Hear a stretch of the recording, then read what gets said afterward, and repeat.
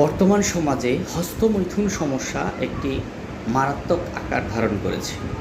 এই হস্তমৈথুনের কারণে যাদের লিঙ্গ শিথিল হয়ে যায়, যাদের লিঙ্গ একেবারেই শক্ত হয় না, নেতিয়ে পড়ে, যাদের হৃদস্খলন খুব সহজেই হয়ে যায়, তারা টেরও পায় না অনেক সময়। প্রস্রাব এবং পায়খানার সঙ্গে যাদের হৃদস্খলন হয় এবং লিঙ্গের আকার পরিবর্তন হয়ে যায়, সেখানে চামড়ায় এক ধরনের ভাঁজ পড়ে যায়। এছাড়াও আপনার মাথা ঘোরানো, তারপর অতিরিক্ত শুক্রক্ষয়ের কারণে দুর্বলতা, চোখে ঝাপসা দেখা ইত্যাদি নানাবিধ কারণে, বিশেষ করে এই রোগে বেশিরভাগই হয় যে আপনি স্ত্রীর কাছে যেতেই পারেন না। যাওয়ার আগেই দেখা যায় যে আপনার সে লিঙ্গ শিথিল হয়ে আসে, অথবা ঋতুস্খলন হয়ে যায়, অথবা 2-1 মিনিটের মধ্যেই আপনার ঋতুস্খলন হয়ে যায়। এই সমস্ত কারণে যাদের এই ধরনের রোগ যার তৈরি হয়েছে, তার জন্য হোমিওপ্যাথিতে 3টি কার্যকরী মেডিসিন রয়েছে। 3টি কার্যকরী মেডিসিন যদি সঠিকভাবে কেউ প্রয়োগ করতে পারে, ইনশাআল্লাহ আপনার এই হস্তমৈথুনজনিত সমস্যা দূর হয়ে যাবে।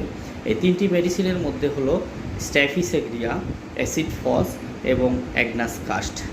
স্ট্যাফিসেগ্রিয়া এবং অ্যাসিড ফস দুটোই 30 অথবা 200 পাওয়ারের নিতে পারেন, এবং অ্যাগনাস কাস্টটা নেবেন মাদার টিংচার।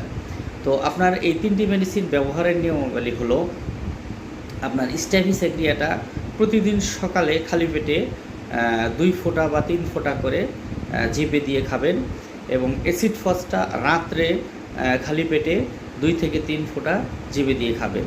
এছাড়া অ্যাগনাস কাস্ট মাদার টিংচারটা 5 ফোঁটা করে, সকালে 5 ফোঁটা এবং রাত্রে 5 ফোঁটা।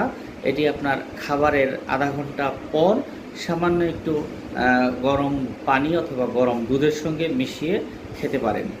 এই মেডিসিন 3টি অবশ্যই জার্মানি ক্রয় করে নেবেন। জার্মানি হলে আপনার কাজ অতি দ্রুত সম্পন্ন হবে এবং আপনি খুব তাড়াতাড়ি সুস্থ হয়ে উঠবেন। তো আপনাদের প্রতি অনুরোধ থাকবে, আপনারা আমার এই সাজেস্ট যদি মেনে চলেন, ইনশাআল্লাহ আপনার এই হস্তমৈথুনজনিত যে মারাত্মক রোগে আপনি ভুগছেন, সেই রোগটি ইনশাআল্লাহ দূর হয়ে যাবে এবং সমাজে আপনি মাথা উঁচু করে চলতে পারবেন ইনশাআল্লাহ।